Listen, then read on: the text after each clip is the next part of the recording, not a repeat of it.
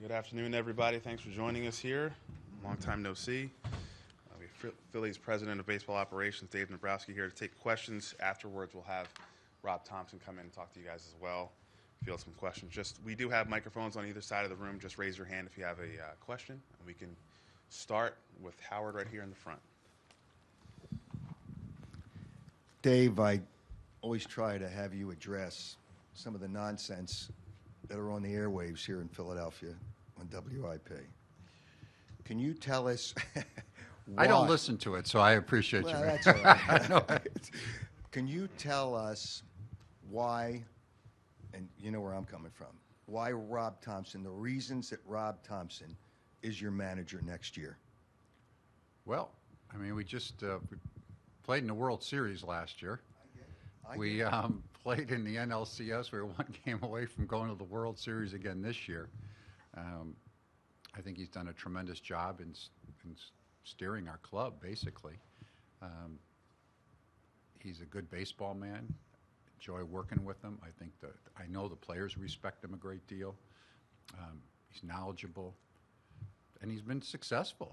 I mean, if your final and hey, we're all disappointed we didn't win, right?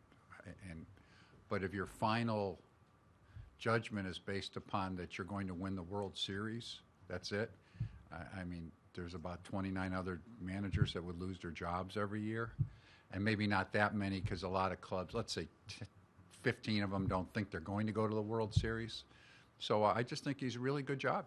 He's a good manager, very sound. And I think one of the toughest jobs, and I've said this before, but excuse me for repeating at times. The managers, it's a hard job. I mean, it is a tough job. There's a lot of things that are necessary, a lot of skill set to be a big league manager.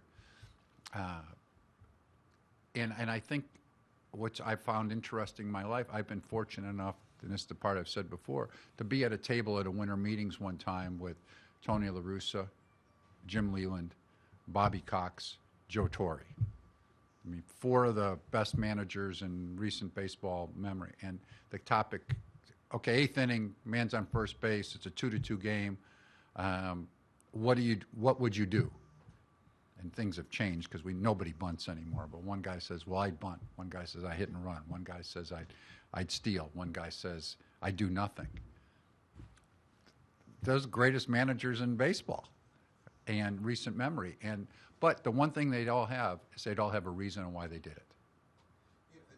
Obviously, he's a good baseball man, but to follow up, the approach offensively that this team has, you saw what Arizona did, one extra base hit, and they still win the game. Mm-hmm. The approach that this team has, that it's not base hits, it's not running, do you think, and obviously you've looked at it, analyze and think the approach to the way you play offensively has to change a little bit next year? Well, it's a great question, and I first of all I would also say that that's not necessarily, we don't preach just hit the ball at the ballpark. That's not our philosophy. That's never been my philosophy. I've been doing this for 35 years. If you ask me, I'd rather lead the league in doubles than I would in home runs. I think guys that hit doubles have a better way of approaching the ball. They use the whole field. We got into a home run hitting frenzy. I mean, we were popping the ball out of the ballpark all the time. But normally, if you are just trying to hit the ball out of the ballpark, you're going to struggle at times. So we don't preach that, but at the end of the season, that's where we were living and dying. Remember early in the year when we were playing better, and it's funny, I remember that Rob Thompson, Kevin Long, we were sitting there and we were talking one day, and Kevin Long, we weren't hitting any home runs. And then Kevin Long said, you know what, we're going to start hitting home runs, and people are going to ask us, well, how come you don't score runs any other ways? Well, it ended up happening, and at the end, we didn't hit. But our approach is to use the whole field, hit doubles, and I don't think we're that unique in that regard. We do have speed on our team, so we can run the bases. But we didn't get guys on base. So it's hard to utilize it in the last 5 games if you don't have guys on base. But we did utilize it early in the playoffs. We were stealing bases like crazy. So we just didn't get guys on base the majority of the 5 games. And so it's hard to use the speed if you don't have guys on base. Sure. Okay, go to Tim right in the middle. Dave, do you anticipate Bryce Harper going back to the outfield on a full-time basis next year? Another good question, and one of the things I'll say is that as we're having this meeting, our season just ended 2 days ago, and we either having it today or we're having it at the end of after the World Series is over, because that's Major League Baseball's requirements. So there may be a question or two that you'll ask me that I don't have the full answers to, and I don't know what's going to happen with Bryce. What I need to sit down we need to sit down with Bryce and ask him what his preference is, and sit down with a heart-to-heart on what he wants to do and how he would like to approach going forward. So I don't know what he's going to do yet at this time, but it is something that we'll have to do relatively soon, because we'll have to know what type of moves we're going to make. And how do you evaluate the first year of Taijuan Walker's deal? Obviously, you had a lot of wins in the regular season, but didn't factor in the playoffs and seemed pretty upset on social media the other night. Yeah. Well, first of all, I think won 15 games. He pitched 175 innings for us in a year in which not many people are doing that. He took the ball basically every fifth day or sixth day at various times. I think he had a real solid season for us. I think he did a nice job. He had a struggle a little bit for a while there near the end. He had an outstanding whatever month, June it was at the time. And he started a little slowly because of coming out of the WBC. I don't think he was really ready at that time. We didn't have proper time to get him ready. So, and then really what ended up happening, we had 3 starters that were our big 3 at the time. And Ranger, at that time was throwing great. So when it got to the postseason, you're all of a sudden in a position where you're only using 3, and then when you need a 4th, they haven't pitched for a while. And it was just one of those days that we threw him out there, that they threw a couple innings, Sanchez and he was having a hard time that day throwing strikes. His stuff was fine.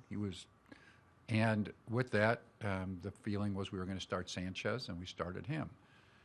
But I like Taijuan Walker. I think he did a nice job. I look for him to be a real solid part of our rotation. I never get upset when a guy would like to pitch and he doesn't end up pitching. That's good. And the other thing, was in a tough spot. It's different in the postseason, and it's come out, but he's not a reliever because he takes a long time to warm up. And so, but you need somebody that can give you length if you run into extra innings. So it's a tough position to be in. Somebody's got to do it. And it just so happened when we started Sanchez, he ended up being the guy doing it. But I like him. I think he's done a good job for us, and look for him to be a good pitcher for us next year. Does there need to be any follow-up conversation with him? Just seemed pretty upset on social media, specifically at the manager. Well, I'm always careful what's on social media, and I don't have a social media account on purpose. But, I'm aware of what took place. And Rob Thompson, I know he's going to come up here. You'll be able to ask him about it, but we've talked about it already. He's not worried about it, and I'm sure he'll reach out to him and be able to settle it down. But, again, it happens when guys don't pitch or they don't play at a particular time. I don't mind that they get upset. Okay, Corey on the left. Getting as close as you guys did 2 years in a row, and the season ending both years similarly in the sense that the offense went cold the last few games of the year, is there something in particular you look to, like to get the team over the hump, this quality could be needed, or this is a priority in terms of adding to the offense? Streakiness seemed to be like a big factor toward the end. Yeah, it is. And unfortunately, in offense, that ends up being a streaky thing at time for clubs. It's hard for me when I look around our club that we struggle scoring runs at times. Because I'm not sure where else you're going to go. Guys can have better seasons, but JT Realmuto is one of the best catchers in baseball. For us, Bryce at first base is outstanding. Stott's a young and growing player, but he did well. Turner at shortstop is a star player. He's at the end here, the last 4 or 5 games, didn't struggle. Bohm's a really good hitter. Castellanos struggled at the end, which he has a tendency to do, but he's swung the bat very well, too. We like Brandon Marsh. He continues to grow. Schwarber's an outstanding hitter. You're always looking to get better. Now, when you say that, okay, Rojas's defense far exceeded his offense during the regular season. my question when we made the move with him to put him at the big league level, and we do have Pache, who we also like, unfortunately got hurt. My question is, can he keep his head above water to keep him in the lineup with his defense because of the other offense we have? And the answer was, I think we can do that. And we really did that until we got to the postseason, and they really went after him, and he scuffled at that point. So I'm not going to anoint him a position with our big league club next year. He has to be able to contribute some offensively, or else then he has to go down and continue to develop. Doesn't mean we don't love him. We think he's a really good player. So, but we do need more offense than that out of a position. But that's nothing of major design at that point. So I don't know that there's anything different other than, we have to continue, which I know we work on, to continue to work on controlling the strike zone. We swung at way too many pitches out of the strike zone this year, way too many. And I know we have guys that chase, but for whatever reason, they chased even more this year. And that's something I think we need to address. And I know we'll address it because we've already had meetings on how we get better in that regard. And then obviously there's the uncertainty with Aaron Nola. Regardless of what happens with him, would you see like top-end starting pitching as a focus this offseason, as a need, given the fact that Zach Wheeler, another guy who's coming up in a year, and the uncertainty with that as well? Well, first of all, on Aaron, we love him. He's been tremendous for the franchise. He's pitched very well for a number of years. He's a Philly. We hope to retain him. But if we don't, to me, that would be our number one area. We need to then replace him. I mean, we need to be in a position where we have somebody else that would be a starting pitcher of quality in the rotation. So yes, it's either Aaron or somebody else. I think you look at Wheeler. We like Suarez. We talked about Walker. We think Sanchez is ready to start for us next year and be a regular, but he still is not an established starting pitcher. Then that would kind of lead into having starting pitching depth too, which is always a challenge for us. I don't think, and I've said this before, we love Mick Abel still, think he's very, very good. I can't say going into the season we're going to count on him being one of our five. McGarry's gone through some adjustments. I don't feel that he's one of our five to start the season. Hopefully both of them at some point next year will be ready to contribute. Painter is not going to be in a consideration next year. Some people say, well, maybe he comes back later in the year. Perhaps he does, but I'm not counting on that. I'm looking for him for 25. So starting pitching depth would also be something we need to focus on. But besides that, we need to have a quality starting pitcher to go along with the rest of our club, and that's something we need to address. Okay, Matt on the left. I have a. All right, I'll start with this. Back to Rob real quick. He has 1 year left in his contract. Will the club pursue some added years, an extension there, or will he just go into the year with 1 year left? Well, that's something we haven't even approached as of yet. The season just ended, so that's one of those things that we'll have to discuss. Would Reese have played in been on your World Series roster? It's interesting that question came up. Somebody asked me, and I said, I don't even know, because we never had that conversation. We never, and this is never get into discussing the next series before we're through with this series. And he'd been working out down there in Clearwater, as you know, had been doing well by all accounts. But I not one time sat down with Rob Thompson, our staff, Sam, and just said, okay, what do we think about this? And we did that before every series. So I do not know that answer. Will he get a qualifying offer? I can't even say that yet. I don't know that. How do you view his situation overall? Is there a fit? Would you like to bring him back? How do you foresee that unfolding? Well, I say in many ways the same thing about Reese as I'm saying about Aaron Nola.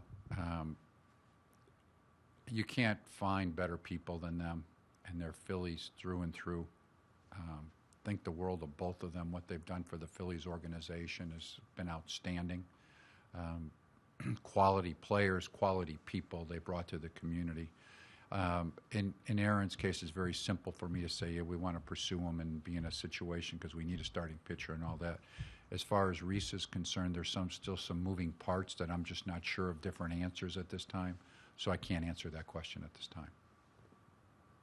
Okay, Todd in front left.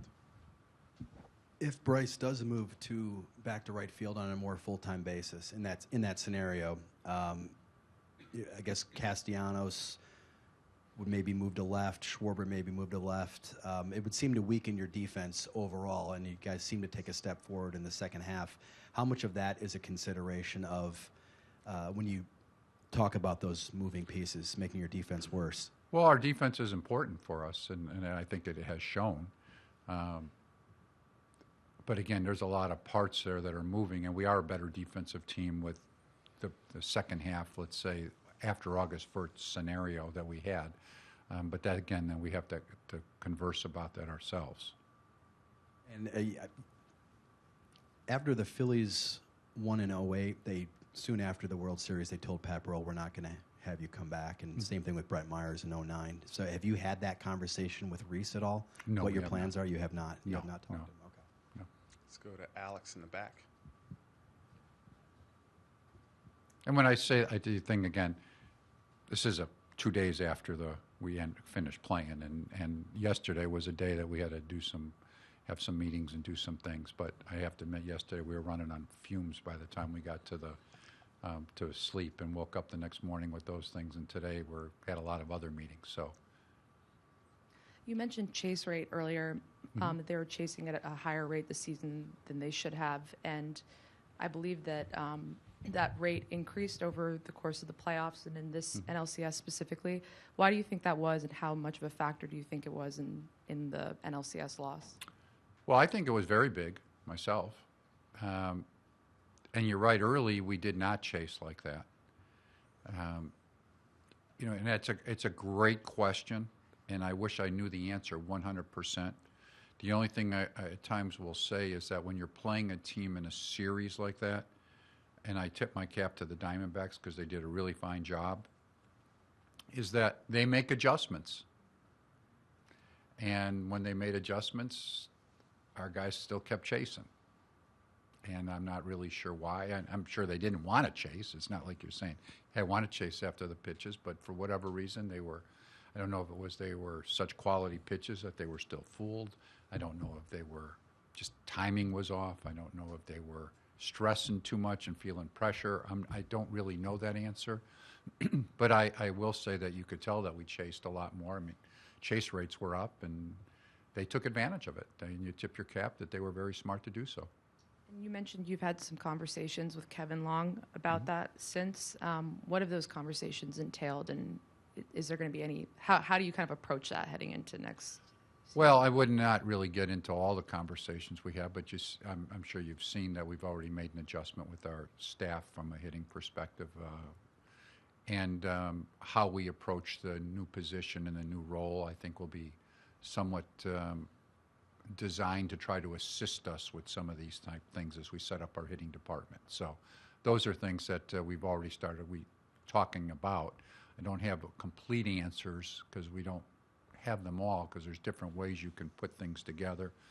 And as much as I hate to say this, some hitters you can talk to them a lot and they're still going to chase, right? I mean, that's just the way it is. Some guys chase more than others. But it's a situation where that's a topic that we'll continue to talk about. Okay, Mike over here on the right. And maybe building off the chase rates, I know all baseball hitters tend to go hot and cold at times, but this team seems to be ultra streaky. It seems to either be feast or famine. Is that just who they are, or what can be done to maybe remedy that? Well, we talked a little bit about the makeup of the team. I'm not sure how much that's going to change. I mean, when you look at our overall offensive club, it's pretty good, pretty high. I think of course, you only watch the club that you have that are performing. And so you don't see that this is just a general state of hitting. It's hard. It's hard to hit. I mean, there's reasons why when these guys are throwing with the velocity and movement and spin rates that they have, it's hard. And so most clubs go through streaks. It's just that when we go through good streaks, because we have such good hitters, they're really pounding the ball at times. So what your goal is always to try to keep those bad streaks, those cold streaks, as limited as you can, and the hitting streaks when you're going to stretch them out. And they work on it every single day, and they work hard, but it's not an easy thing to do. So again, effort will be there, work will be there. Perhaps we'll come up with some other ideas to help us in that regard. But I think in general, hitting it goes along with you've been watching baseball for a long time, but as long as I've been watching, somebody will say, "Oh, that club looks dead." Well, yeah, usually when that's said, they're not hitting because nobody gets on the base, nobody's running around, nobody's scoring runs, and then all of a sudden they start swinging the bats and hitting. Everybody's going, "Hey, geez, look at that club, it's alive again." Well, you can be assured they're trying, and we got a lot of good hitters on the team. It's just it's tough at times. And secondly, the bullpen, some of the guys down there seem to run out of gas towards the end of the series. Do you think this team needs a big-time all-star type closer to sort of solidify that back end? No, I don't think we need a big alt. First of all, there's not that many of them. But secondly, we have got some pretty good guys out there that can close the game. Maybe some of them did run out of gas at the end. And I will say the Diamondback guys pitched tremendously. That really, if you were going to look over the last 5 games, we didn't hit. But one of the things is their bullpen shut us down completely. We didn't score runs against them at all. And some of them are really good, and they pitched us very well. Some of our guys still threw the ball very well, but there were a couple that did not. I don't know if it was tired or pressure or whatever the case was, but that was an area that they beat us on in the series. Okay, Dave Murphy, then Howard. If you look at the 4 guys last year that really got rode hard in the playoffs, Wheeler, Nola, Alvarado, Dominguez, all 4 of them, you could argue, took a little bit of a step back this year. The relievers both were on the injured list. Nola, obviously, his numbers, the home run spiked a little bit. Wheeler, had some spots. Do you think the workload last year in the long postseason kind of impacted and carried over into this year? And is there anything you can kind of adjust your plans to account for that this year? Well, I'm not sure if it did, but I'd have to say I don't think it had that big of an impact myself. And really, Wheeler had a pretty darn good year. I mean, he was really good. Nola still didn't miss a start. He wasn't, and then when we made some mechanical adjustments, he was fine. Alvarado's had some issues with his arms time and time again, and Sir Anthony's been inconsistent. So I don't, at times in his career. So I don't think it had much to do with the workload myself, and I've been around. I know that you have to be careful with guys, which I think we are.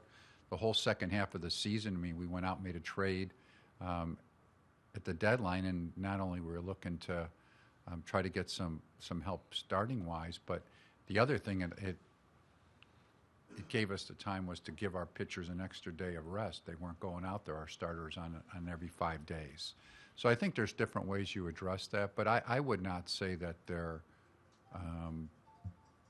seasons were dependent upon them pitching a lot of innings the year before. And I mean, frankly, I've had clubs, and that's why I go 4 years in a row to the playoffs with the same starters, and it didn't really affect them.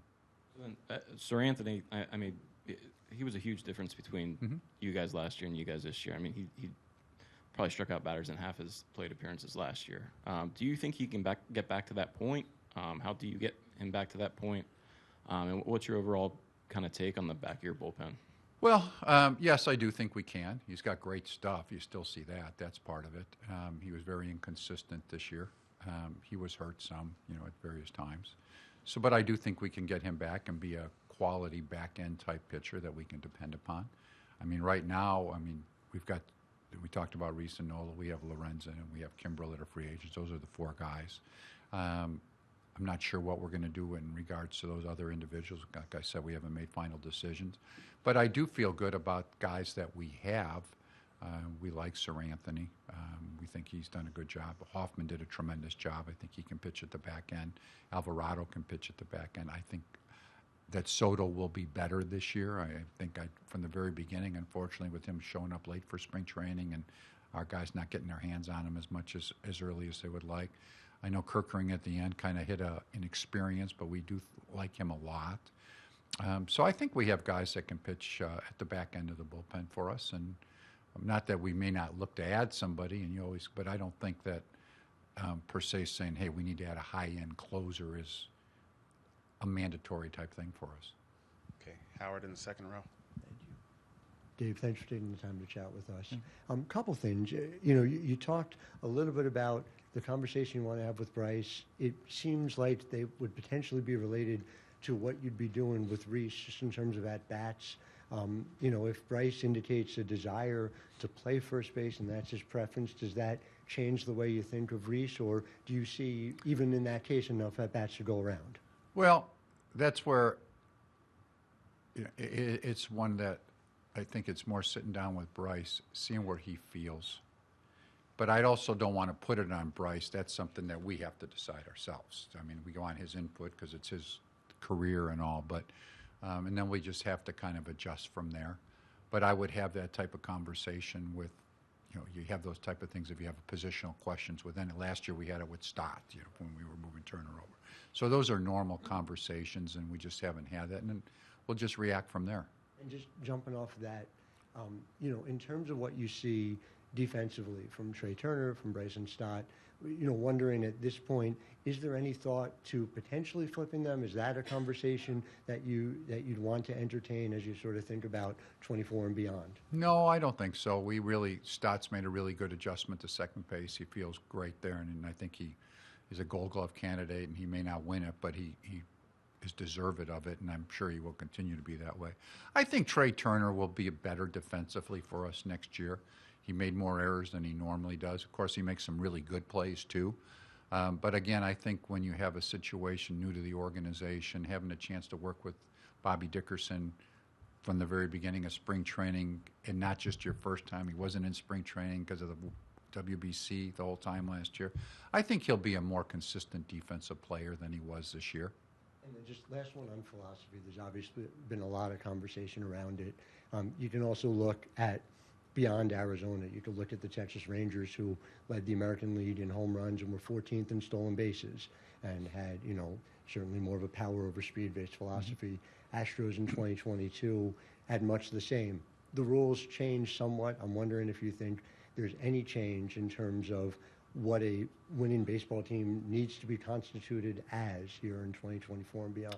Well, it's, again, a very good question, but I think that you can win a lot of different ways. And I think what's happened throughout the years is that a lot of people copy who has won that last particular year. But I don't think that there's one style that fits. People ask me, well, ideally, what you would have, right, is you'd have Gold Glovers everywhere that could hit the ball with power and high average and steal bases, right? I mean, that doesn't exist. Well, that's where you would love to have, but then you're in a position where, okay, well, how do we fit? Well, you would ideally like to have really good defense up the middle. More balls are hit there. You need your offense from somewhere. A lot of times it comes at the corners. But you can mix and match. I mean, when I got here a few years ago, we looked at being in a position where we really thought about improving our defense. But you just can't snap your fingers and make all of that happen. There has to be the ability to acquire players in that regard. So if it was Edmundo Sosa and Brandon Marsh, and then we move Stott to second base, and then we get Pache, and then we bring Rojas up. And so you kind of work it all together when it's available. You keep your eyes on things. But again, it's the same way. I think if you have a power-laden club, well, you probably win with power, too. But if you have a club that's more speed-oriented, you could win with that club. And I think it's just dependent upon, ideally, you'd have some combination of both. That would be your ideal scenario. But I think you can win either way, depending upon your personnel and how you play at particular times. Sure. Tim, right in the middle. Dave, given how well he's pitched since coming here, would you like to work out an extension with Zach Wheeler this offseason? Well, he's, without getting in any, because we haven't had these type things, we would hope to have Zach Wheeler in our organization for years to come. He's been tremendous since he's been here, and we look at him as a real stalwart of our organization. So we would hope that he'd be here for a long time. So is that a conversation you plan to initiate with his camp this offseason? I really wouldn't get into contract type stuff in that regard. So other than that. Matt on the left. Do you go into this offseason viewing Brandon Marsh as an everyday player in 2024 as you try to figure out where the pieces fit? I think so. We think he's going to hit left-hand pitching. I know he didn't do it as well this season as we had thought he would. At the end of the year, I think he continued to make strides. But I can't tell you, when you have young players that are growing, and that's where managers can be so good at this. I mean, there's just certain left-handers and left-handers with young guys that you don't want to overexpose them, that you're just saying, wow, this guy's really – Randy Johnson is prone, you get lefties and righties out, but, okay, this guy's really tough on left-handed hitters. But you may not throw him to the wolves on those particular days, but I think those will become further those type starters will be out there. I think he'll get more exposure to hitting against left-hand pitching. And to the bigger point about Chase, or whatever we want to say, do you think you have too much of a similar type of hitter in that you have aggression isn't bad, but you have a lot of hitters maybe who profile as aggressive hitters, fewer maybe who profile as more on-base driven guys? Do you think there needs to be a better balance between the patient aggressive approach in your lineup in terms of the profile or type of hitter you have? Not really. No, I mean, and really when you look at it, really what comes down to what you want to do is score runs, right? I mean, so that's what your goal is, however you end up doing it.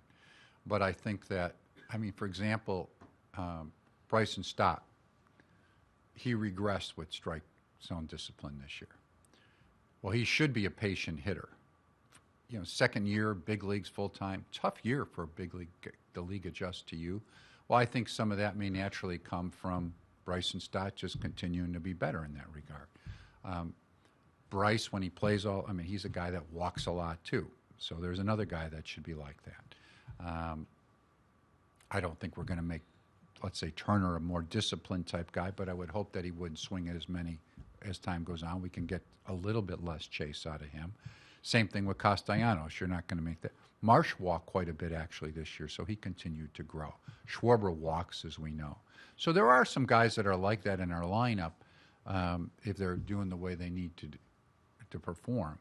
But I don't think it necessitates, say, okay, we got to trade this guy who is not as disciplined, that maybe hits home runs and that, for a guy that's much more disciplined, an on-base guy. I mean, I'll take the run production in that case. Okay, Dave, right in the front.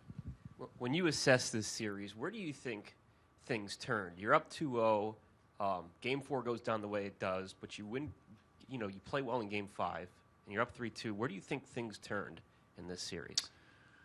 Well, they turned after Game 2, really, right? I mean, we did win Game 5, but we went to Arizona, and I'm not really sure what happened at that point. It's not like we did a lot of things different, but we just didn't perform as well when we got there. We didn't hit, really, is what it came down to. And so after the first 2 games, I think we felt very, we were playing good ball, playing great ball, actually, at that point. And I was really surprised. And we went there that first game. We didn't hit at all. Really, Game 4, we didn't. That's a tough one because, we had that game. We didn't play a good game, really, Game 4. It really was not. But we were ahead late in the game. In a short series, you give up a game like that, it can be tough. And then we bounce back, like we have often in Game 5, and really had a great game. And then I'm not sure what happened here because it's the one thing that normally hasn't happened for us. I mean, we played so well at home, played so well in the postseason at home, a lot of confidence level. I will say that, and I'm not sure that's, I don't know, but I will say that, especially when you lose Game 6 at home, the pressure is normally on the home team for Game 7. And some guys look like that they might have been feeling the pressure. I'm not sure if they were or they were not. We didn't have really good at-bats in Game 7, and I'm not really sure why their bullpen continually shut us down all the time. I wish if we had those answers, you would have adjusted with it. But it really was it was a different series once we went to Arizona. They beat us 4 out of 5, which I would not have thought that they would. And again, I tip my cap to them. They played very well. Okay, Todd on the left. It sounds, based off everything you said, this sounds like it, but I just want to be clear. So as you envision what's going to happen this offseason, you address the Nola / his replacement situation. You figure out what you're going to do with Bryce. You maybe make a tweak to the bullpen or the bench, and then you go in to spring training with essentially the same team or very similar team as the one you had this past season, believing that it's a World Series contender? Well, that simplifies it. I'm not sure that it's that simplistic because you just never know what's going to happen. But I think if we do those things, we go into being a World Series contender. Yes, I think we got a really good club. I think we have better than a 90-win club myself. I think we do need to address, which we've talked about, and Rob Thompson, and I know is aware, is that, and we will do this, how to get out of the gates quicker than what we have. We have 2 years in a row, we have got out, we've dug ourselves holes that all of a sudden after 50 games or so, we play at a 100-win pace. Well, it'd be nice to start doing that from day one, coming out of spring training. And last year there were a lot of reasons behind that when you look back at it. And I've thought about, well, okay, why do we start so slowly? Well, and I'm an advocate of the WBC, but we were really affected by players being gone from the WBC. We had 15 guys gone at one time. But secondly, some of our real core players were there. Ranger got hurt early in the season. Walker wasn't quite ready, and that was preparing for the WBC. Walker wasn't quite ready because he was preparing for he was with the team. Reese gets hurt. Bryce is out. So there's a lot of things that contribute to it. I really thought with the new rules, not having JT in spring training really did hurt us early. We struggled with, at times, as I know other clubs did, changes with the pitch clock, some new people. I think that could have been different. So for us, it's a matter now of figuring out how do we get out of the gates more quickly. And if we do that, I think that solves a lot of issues itself, because all of a sudden, rather than dealing from 7 games under 500, 50 games into the season, you could be a club that's playing at that 100-win pace. And then, I think we have a very talented club. I mean, this is a good team. There's a lot of star players on this team. And when I say that, not only star players, there's good supporting players, too. I mean, the young players coming up, Stott's good, Bohm's good, Marsh is good. I think Rojas is going to be good. Sanchez has helped us. Kirkering is going to be a good player for us. And we have a good core of players. So this is a good team. I mean, I know anytime you get beat, it's like, oh, and hey, it's a downer. I mean, it's like I'm not sitting here being all pumped up and all that, but when you start looking through the haze, we have a good team. And it's not like our guys are still not in their prime. It's not like other guys are getting better. I think we, again, have to address a starting pitching situation there. But we do that. I'm in a position where I think, hey, this club, we can play. We're good. Okay, are you done? Okay, just a couple more. Destiny out here on the right. Dave, I believe the organization has given up 7 comp picks in the last 6 years, along with a bunch of international bonus pool money, and you guys are in the luxury tax, so you have to deal with those consequences again this year. I'm wondering if those penalties will kind of guide your approach in free agency. Well, they're not ideal to give up those. I never really have wanted to do that. I think when we looked at it, we gave up the last 2 years for guys who have been all-star type players. And I tip my cap to Brian Barber and Preston Madden when it gets those players. They've done a great job at getting us talent in the organization, and Jorge Hollandia in Latin America with Sal and the rest of their group. They've done a great job. So we've been able to, I think, overcome some of that. But that's not ideal. Now, again, you sit down anytime you're making a decision and say, okay, well, do we think it's worth it for us to do it? But it comes into consideration. Sure it does. I don't like giving up draft choices at all, and prefer that we did not do that. You guys were pretty steadfast in your interest in retaining Nola in spring training. I'm wondering if there's anything you saw in the regular season from him that kind of makes you more open to alternatives outside of him? Well, he's I'd say our priority to try to sign. So no, I mean, I think it's a situation, but unfortunately, and I don't mean this as a negative or positive, it's just the reality. We didn't sign him in spring training. We would have liked to have done that. We didn't get it done.